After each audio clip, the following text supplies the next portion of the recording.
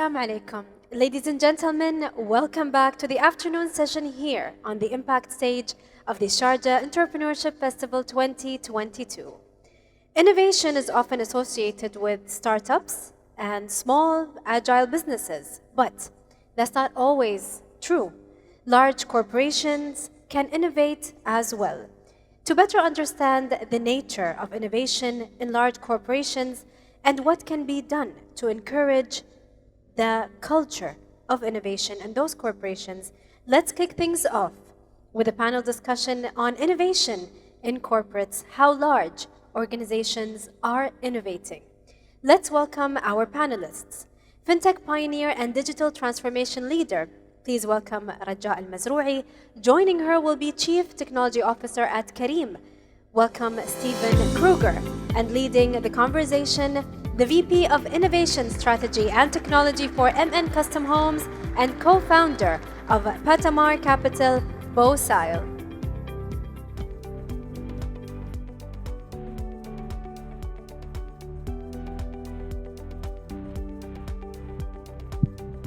I think that's working. Well, it's great to see everybody today, and I'm really honored to have the chance to moderate the panel with two very, very experienced folks, both here in the Middle East, and also Stephen with a tremendous amount of experience from another market that's grown dramatically over the last 10 years, which I know better than I actually know this region, which is Southeast Asia. So, you know, a lot of you, I don't know if you work, how many people here in the audience work at a corporate? Okay, so we have a good number. How many of you are at startups? And then how many of you are in scale-ups? Okay, so we've got a number. Today, what I really wanted to start off, we're not gonna go through bios. I think that you've probably had a chance to review the backgrounds of each of the panelists, but essentially they've come at it from very different ways, have incredible careers, and have seen innovation happen in a bunch of different ways. So we're pretty lucky today. And we're going to have a chance to hear both from Stephen and Raja about their experiences. And I think what I wanted to start off with is, you know, here in the region, Raja, you've done a tremendous amount of work with corporates. You've worked a lot with government that's had tremendous vision of really trying to grow innovation in a part of the world that didn't have a lot of it before and now has a tremendous amount. So maybe if you could start us off with telling us a little bit about your journey and what you have found have been some of the most powerful steps that have been made to drive innovation at some of the big companies that you've worked with here in the Middle East. Thank you, Beau. Thank you, everyone. It's my pleasure to be with everyone here today. The most important thing that I would like to share here is that innovation is a voluntary act. It's not something that you can force. It's a mindset. And if this mindset is available, then everyone will buy into this mindset and will support this initiative and will make it happen. Over the last 5 years, I've worked with a lot of organizations, mainly corporates and a lot of startups as well, trying to match between the corporates and the startups to be able to co-create a solution that benefits both companies to grow and scale and eventually benefit the customers who are looking for efficiency, faster and easier ways to get businesses done. Innovation sometimes is set up as an independent function in some corporates, and that kills that whole initiative, because if it's independent, then the rest of the corporate won't support it. Unless it's embedded in the communication, in the vision, in the strategy of the corporate, you won't be able to get the support. And if you look at innovation, it's a transformative way of doing work that depends on technology, depends on talent within those organizations, but also depends on trust. If the talent does not trust the technology or does not trust how this innovation initiative will contribute to their development and advancement, they won't take part of it, and that will become an obstacle. We've worked with plenty of organizations, and we saw the drive most of the time come from the top, the executive sponsor, talking about these initiatives and the new mindset and engaging everyone to be part of it, but then cascaded down through different teams to enable that co-creation. Maybe a follow-up question. as you've worked with these companies, what have been some of the signals or some of the decisions that you've seen those executives and leaders make that got you comfortable with the idea that they were actually going to allow innovation to happen? Because there's a lot of innovation theater, people throw around buzzwords, but then at the end of the day, when push comes to shove, oftentimes it just dies. So what are some of those things that you've seen that have been common in the mindset or common in some more concrete decisions that executives have made to allow that bridge to be built? One of the most decision that I have seen personally in life, in those experiences, was the leadership's involvement in this initiative. Because if you communicate at the top and then you let everyone get on along with it and then come and visit the KPIs and the deliverables 6 months from then you won't see any progress. But in the most successful ones, I've seen the leaders talk about it, attend meetings, empower the employees, communicate the progress on those initiatives. Policies and procedures have changed to allow the co-creation, to allow failure, because everyone thinks there's a contract that needs to get out, best bidder develops the best solution, comes in. But what if they fail? And if they fail, then the consequences are quite harsh on the employees themselves. So when I say it's a mindset, it really covers all elements, from how do we change the way we do work today to enable these results. So we've seen a lot of changes in policies with regards to procurement, for example, with regards to talent hiring, because not everybody wants to be an employee to corporate. But there is a lot of talent that you are not able to capture today, and that has been influenced by future of work and enable the gig economy. I can hire 6 or 10 people that can come work on those initiatives, enable the organization cross those milestones and grow further. So their ability to say, yes, we'll hire freelancers, yes, we will work with tech startups, yes, we will report and revisit the KPIs on regular basis, has enabled them to get there as well. Great, thank you. And in taking that, Stephen, you know, you've now worked in 2 of the largest global ride-sharing companies, which turned into super apps, and you've been in 2 regions of the world, which prior to, I don't know, I want to say 2010, when I started investing into Indonesia and in Southeast Asia, and then a lot of my friends were starting to invest in this part of the world into startups as well. Two markets that didn't have a lot of quote-unquote innovation, even though there was a lot going on in those markets. What have you seen? You know, you came from IBM, you worked at Sun, so you've been a part of big technology companies, which innovation was the core of what they said they did. But now you're in companies which are still figuring out their business model, still adding products and services, still figuring out how to truly monetize the power of their platforms. What have you learned have been some of the most important levers that you've pulled now in your role as a CTO at Careem to be able to allow innovation to even continue to happen at Careem? It's not just a tiny startup anymore. Wow. First of all, I just want to say thank you for everybody for attending this conference. It's so great to see the diversity, because one of the answers to that question for me has been about diversity. When you look at some of the enterprise approaches to encouraging innovation, like IBM, some of the Xerox research I worked at for a while, Sun Labs as well, the first thing that you try and do when you're trying to artificially stimulate innovation is look at diversity, bringing people in from different disciplines, different backgrounds, to bring different lenses on old problems. And this is where you see a very low-hanging fruit type approach to stimulating innovation. That only gets you so far, and at the end of the day, you do still need to add more magic into the mix. And this is where you can start measuring some of the output KPIs, like the number of patents, the number of patents entering products, the number of value, the dollar value from those patents, etc. And companies like IBM have been incredibly successful at generating huge patent portfolios. Which leads you to the question, is the number of patents really a good measure of your level of innovation and the actual value? Because at the end of the day, innovating with no value is not very useful either.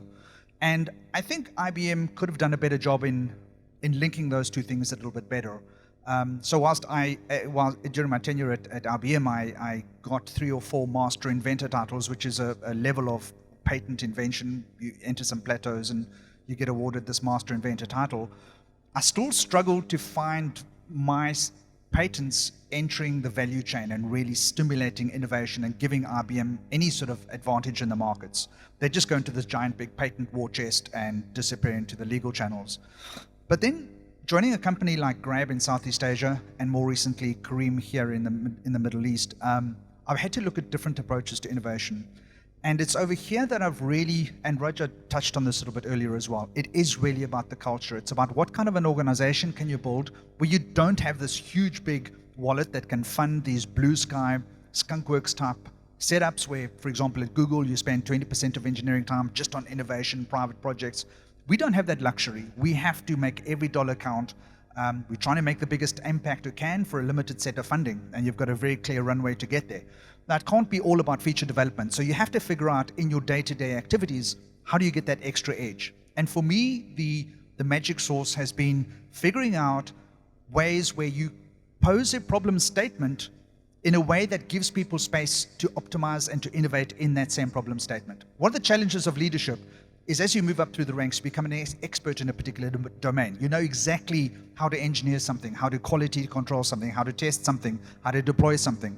But as you move into a leadership position, you can't just go and say, do it exactly like this, because humans want to innovate. Humans want to add value. They don't want to just be entering code and a keyboard and not adding any value into that. So if you come to them with a problem and say, these are the parameters of the problem I'm trying to optimize for. I'm trying to optimize for cost or speed or accuracy. Those are the parameters that you can now start putting a forcing function on to make it a very difficult problem to solve, which in turn stimulates people's creative juices. They love a challenge. That's what gamification is all about. Who doesn't love a challenge? So the same problem statement, you could just say, look, I know this is the solution. We need to do a pricing algorithm or an ETA calculation. Get on there, do it. You have till Monday. Or you can say, guys, we've got this really hard statement. These are the parameters. You have to do it within a constrained environment. Response time of 300 milliseconds, scaling out to 1 million requests a minute. Can we do this? Man, and people will work weekends. You can order pizza, what you want, but you've driven them with this gamification of a very simple problem statement. And that's what I think motivates people. So the first part is how you approach the problem, sort of communication to them, the problem statement. The second part is being able to recognize that in the organization. Obviously, as CTO, I can't see all the way through a 500-strong engineering organization. It's really tough to be able to communicate some of these ideas up and to recognize them and reward them, because you have to recognize them and reward them.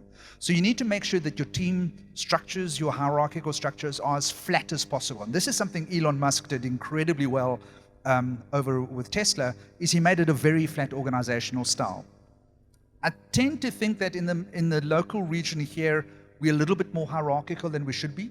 And the flatter we become, the better it becomes to stimulate innovation. And I think it's one of the challenges, because we do have a strong preponderance culturally towards a hierarchical organization.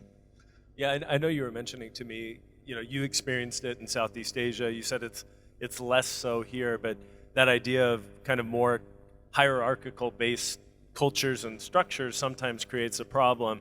And so even when we talk about innovation, it ends up dying on the vine. I'm curious for both of you, as this region really is changing very dramatically and very fast, and large companies here and growing companies here have an ability to continue to grow with that change.